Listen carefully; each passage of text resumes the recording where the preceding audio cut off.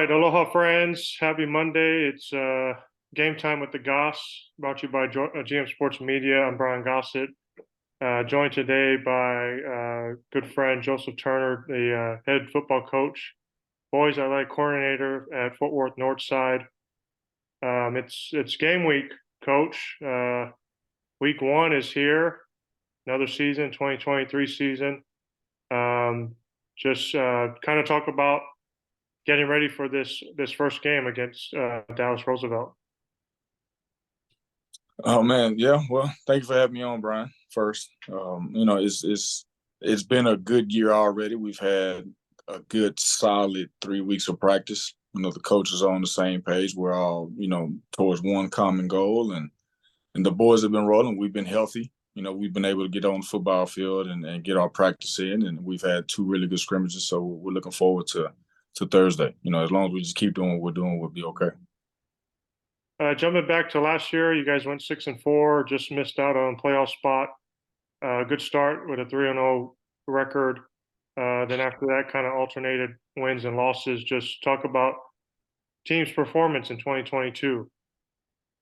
We made a big jump from the year prior. The year before, there was a team that we finished with 7-2, but we got shut down to COVID. And then we ended up losing a lot of senior leadership with Day One and Isaac and those guys. So we had to, really rebuild what we were doing and how we were going to do things. And we ended up going 4-6. But in, 22, those guys grew up. We had more game experience. The coaches were able to figure out exactly what it was we needed to do in order to be a successful program. We won 2 more games, as opposed to 4 the year before. But we did miss out on that playoff spot. We're constantly thinking about getting back to the playoffs and trying to get back to where we belong. As far as this year's team, what can we expect? Kind of looking at your stats last year, you lost your leading rusher and leading receiver to graduation, but looks like you have some key players back. Man, I got a lot of key players. I'll start with the defense being led by a new defensive coordinator, Russell Combs. He was previous head coach at Poly, and he was the DC there for some time, and I've always been fond of what he's doing. And when we had the opportunity to get together and get on the same coaching staff, we jumped at it. And we have a lot of experience on the defensive side of the ball. We're led by sophomores and juniors. We only have 2 seniors, and Julio Jaramillo, which will be moving to the outside linebacker position this year, where he's excelling, by the way.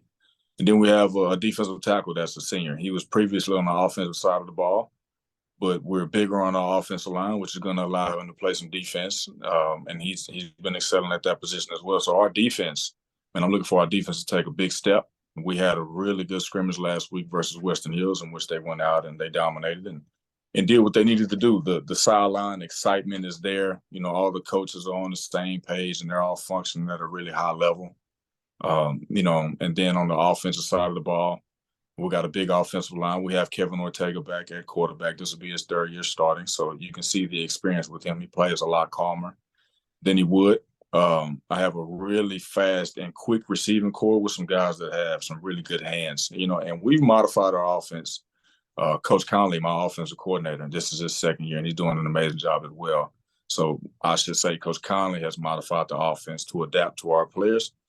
And I did lose a 1,400-yard rusher with 20-plus touchdowns in Brandon Forrest, who's at Midwestern State right now. He's a 2-time all-district running back. But the running back that we have now, man, he's really coming into his own. His name is DeAndre Montgomery. He's super fast.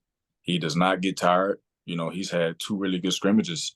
And last week he showed us what he's truly capable of, running the ball and catching the ball out the backfield, as he had a touchdown rushing and receiving. Yeah, you started with Roosevelt here in week 1, Saginaw week 2, Wilmer Hutchins week 3. Just what do you want your team to learn the most here in the first 3 preseason games, or non-district games? At this point in time, we're returning a lot of starters. We're returning a lot of guys with a lot of experience. So I can't say that we're looking for them to learn anything. We just want them to go out there and play ball and dominate like we know that they can. They have the experience. This same group of boys, they were on the team when we beat Roosevelt, Saginaw, and Hutchins last year.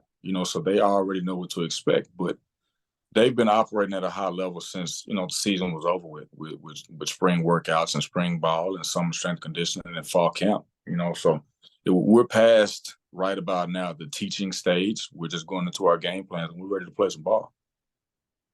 Here with Joseph Turner at Fort Worth Northside, coming up on 9 or 10 years here with the program.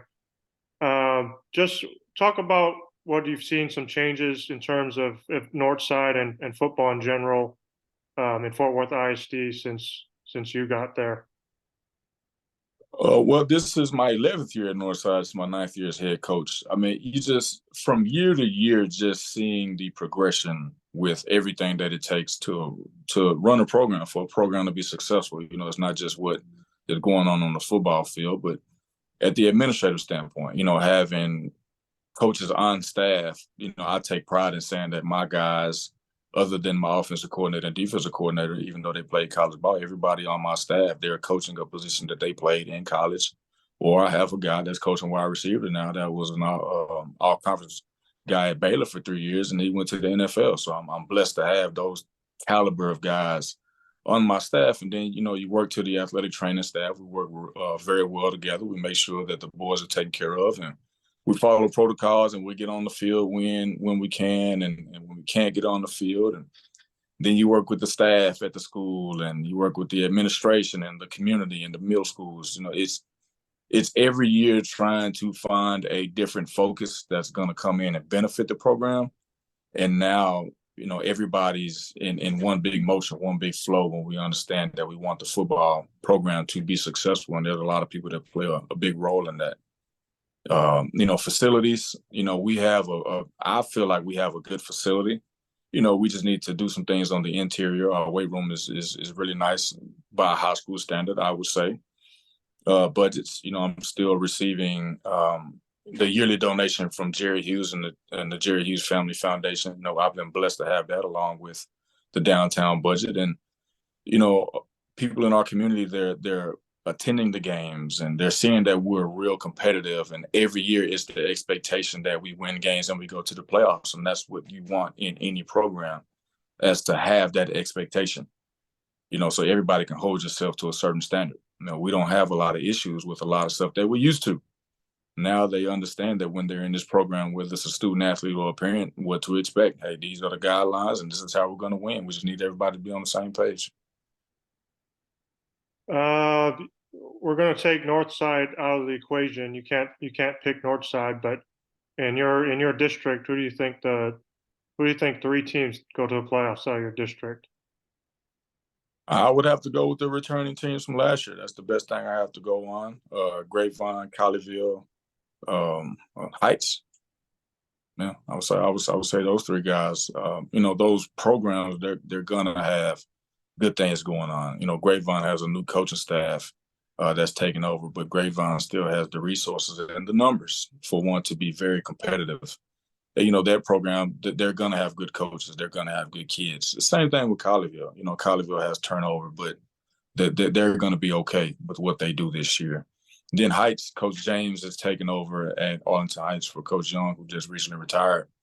And one thing I know about Coach James is if those boys and coaching staff were to take on his mentality that he has when he approaches the game of football, they're going to be very dangerous because they're going to be physical in everything that they do. So I'll take those three. You know, in a decade there at Northside, you know, I remember a couple years ago covering uh, Dewan Lofton, you know, one of the top receivers in the area, the Metroplex. Uh, is he kind of the best athlete uh, you've been around in your Northside career? Yeah, well, they won first team All State. Let me say that. There's two guys that have been the best athletes that I've been around at Northside, and they go hand in hand. You got Dawan Lofton and Isaac Rivales. I don't think neither one of those guys accomplished what they accomplished without the other. They were the perfect match. So I'll have to go with 1A and 1B, both of those guys. You know, you played football yourself in the city of Fort Worth at TCU. Um, just kind of, what do you remember about playing for the Horned Frogs? It wasn't a heat index. I'll tell you.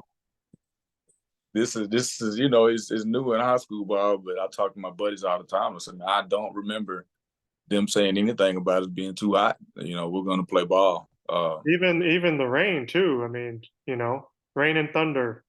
Hey man, rain, sleet, snow, thunder, all the above, man. Gary Patterson, we was gonna get to work in. But that was the best time that I've had in my life playing football. I've been playing since I was 6 years old. But that was the best time. We won a lot of games, man. I was able to build a lot of good relationships with coaches and players and athletic trainers up there. I still consider myself to be, a good member of the TCU football program. They're always welcoming, and I still have people that I was around, what's now 13, 14 years ago, whatever it is, that we still talk and we still look out for each other, and there's still good relationships, and a lot of stuff is coming to fruition with those relationships later on in life, especially now being in the coaching world. Do you have a favorite game or maybe favorite touchdown run of yours? For me personally or for the team? For you personally? Favorite game was against San Diego State when I had 33 carries for 226 yards and 4 touchdowns. But my favorite touchdown was the diving touchdown in the Poinsettia Bowl versus Boise that put us up to lead to win that game. So I got a really good picture of that, man. That's my favorite picture. Do you have a good Gary Patterson story that you can share? I don't know about that one. I don't know about that one. It was always business. It was always work, and that's the mindset that he took. And GP is GP. I'm gonna put it that way. We appreciate and love everything about Gary Patterson, but sometimes those types of stories can't be aired out. Joseph Turner here with Northside. I think you talked about this either last year or the year before with the Star Telegram. Just watching South Oak Cliff win 2 state titles, and there's people will view football in Dallas ISD and Fort Worth ISD. I mean, do you feel like Fort Worth ISD is how close are we for them to make a deep playoff run and possible state title? Maybe 4 or 5 kids away.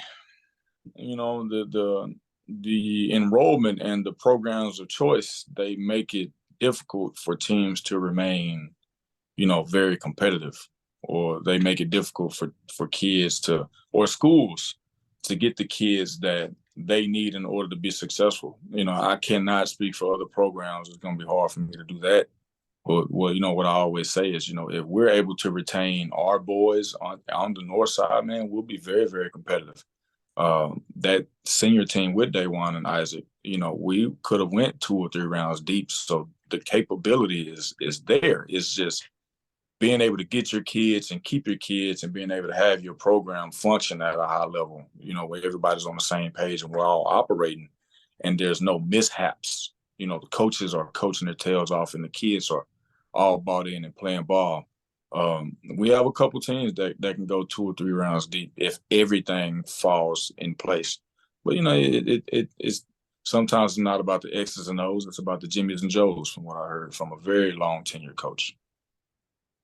Yeah, you already mentioned just how the program has changed since year one and year two, and you've always done a great job off the field and in the community. But what was it like in 2018 or 2019 when you guys had that playoff berth and best start, best record in like 40 years? I mean, what was that like to just see the excitement, on the kids' faces and on the fans and community, and just seeing all those guys come up to watch you guys that year?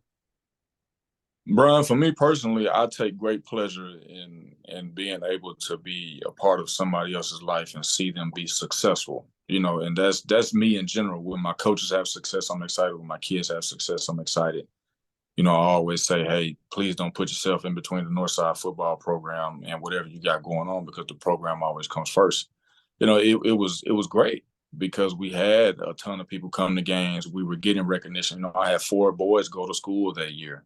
That was a really good year for us that second year, and doing things that hadn't been done in so long is good to have the excitement back. That's the feeling that you want to have every year. And that's what I try to reiterate to the coaches and boys, hey, with success brings a lot of stuff. People come out of everywhere. They want to donate. They want to give back to the program. They want to go to games, and it brings recognition. Those wins. So I took a lot of pride in previous years, and I take a lot of pride in the success that we have this year in our program, and we're looking to be pretty successful if it's on my eyes. Awesome. I'll just let you get on this. We already mentioned it, but just give us a rundown about this week. Who do you play? What day? Where do you guys play at? We have Dallas Roosevelt this Thursday, August the 24th at Farrington Field. It can be a 7 or a 7:30 p.m. start time. It can be a competitive game, or we can go out and dominate like we're supposed to. If everything goes the way it's supposed to go, we stay healthy this week in practice, and we go in the game, and everybody is communicating at a very high level.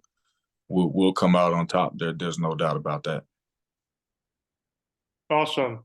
Well, we wish you the best of luck, Coach Turner, and always appreciate you taking some time with us. As always, appreciate you, Brian. All right, that's Joseph Turner, head coach at Fort Worth Northside. Thanks to the listeners and viewers for watching. Brian Gossett, Game Time with the Goss. We'll see you next time.